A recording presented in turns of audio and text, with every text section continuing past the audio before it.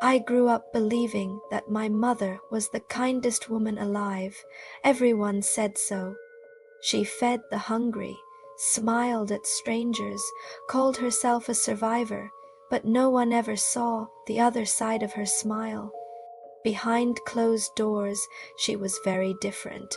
She didn't yell or hit, not at first. Her cruelty was quieter. She'd whisper things that crawled into my head and stayed there. "You're nothing without me," she would whisper. "You don't need school, baby. The world isn't kind to girls who think they're better than their mothers." She said it like love, but it didn't feel like love. My brother Daniel escaped early. He got married, tried to build his own life. Mom said his wife was a snake who poisoned her little boy. She found ways to ruin them, little lies that were whispered into bigger ones. By the time he realized what she'd done, his wife was gone. And so was his son. Mom cried for days, not for him, but because he left her. I was all she had left, and she made sure I never forgot it. She'd pour drinks every night, one for her and one for me. I was 14 the first time she said, "Just one sip, baby. It'll make you brave and happy." But it didn't. It just made the world spin slower, her voice louder, and my mind quieter. Then came Maya, my best friend. Her family had everything: warmth, money, and food that didn't taste like guilt. I envied them. Her mom even let us stay in their back house when we were struggling. She treated me like I belonged, but Mom hated it. She would say, "They'll throw you out the second they see who you really are." I started to believe her again. Still, for a little while, being with Maya felt like freedom and true happiness. And then came Halloween, the night that changed it all.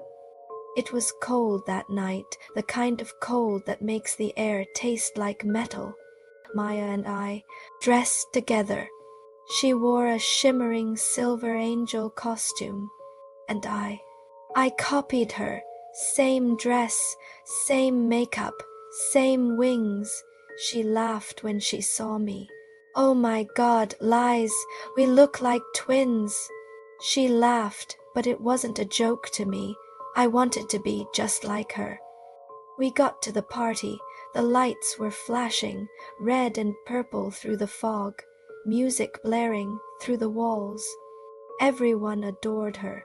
People barely noticed I was there. After a while, she disappeared upstairs with her boyfriend. I told myself I just wanted to check on her. But really, I wanted to see. The door was slightly open. Music thumped downstairs, muffled by walls and whispers. Inside, she was laughing, her boyfriend's hands tracing the outline of her wings, telling her how beautiful she looked. Something twisted inside me. A sound escaped my throat before I could stop it. A half sob, half laugh.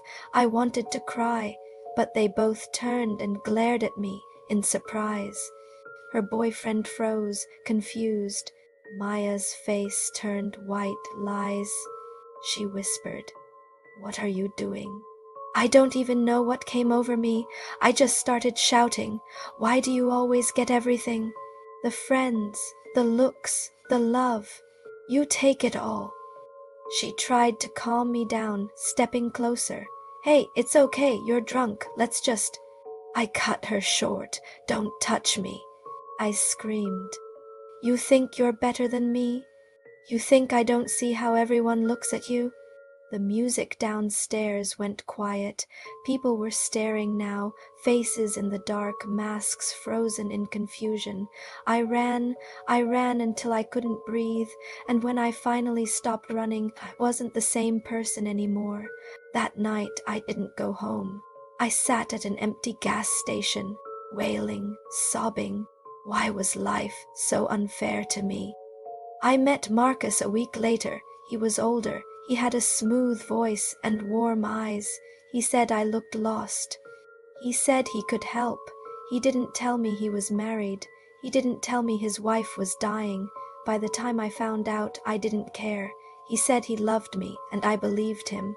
When his wife passed away, I stole every penny Mom had from the locker and ran away with him. I thought I was finally free. For a year, life was quiet. I stopped drinking. I started painting again. I even got pregnant. Then Mom called. "Sweetheart," she said, her voice trembling, "I'm sick. I just want to see you." I eventually decided to let her move in. I thought maybe we could start over. Maybe she has changed. At first, it felt like healing. Then the whispers started again. "She's too young for you, Marcus. She drinks when you're not home. She's unstable just like before." He began watching me differently, not with love, but with doubt. I found empty bottles hidden around the house, ones I hadn't touched. He'd confront me, and I'd cry, and Mom would hold me and say, "See what you've done to her." I was losing my mind. One night I begged her to stop. "Why are you doing this? Don't you want me to be happy?" She smiled. "You'll thank me someday." The next morning she was gone, but her bag was still there. Marcus said she probably went for a walk, maybe to the river, but something felt wrong. Days passed. No sign of her. Police came. They asked questions. Marcus said I was unwell. He said that I had been drinking again. They looked at me like they pitied me. Then one night I went through his coat pocket and found my mom's phone. It was switched off and hidden deep inside. When I turned it on, the messages were still open. They were from him. "It's done. She believes me. Make her look unstable. Once she's gone, no one will question it." My hands shook so hard I dropped the phone. And then I heard his footsteps behind me, looking for something. Lies? His voice was calm, too calm. I turned around, heart racing. "What did you do to her?" I screamed. He smiled. "I finished what she started." He lunged towards me, and I ran. I locked myself in the bathroom, shaking, calling the police with her phone. When they arrived, he was gone.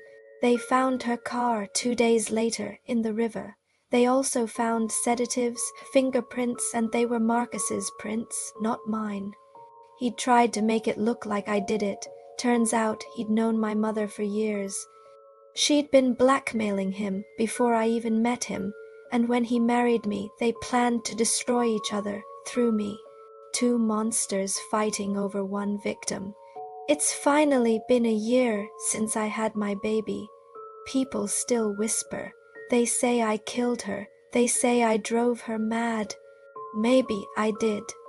Or maybe she was always that way. But sometimes, late at night, when my daughter cries, I hear my mother's lullaby. And when I look into the mirror, I swear that for just a second, she's there, smiling back, smiling that same smile that the world believed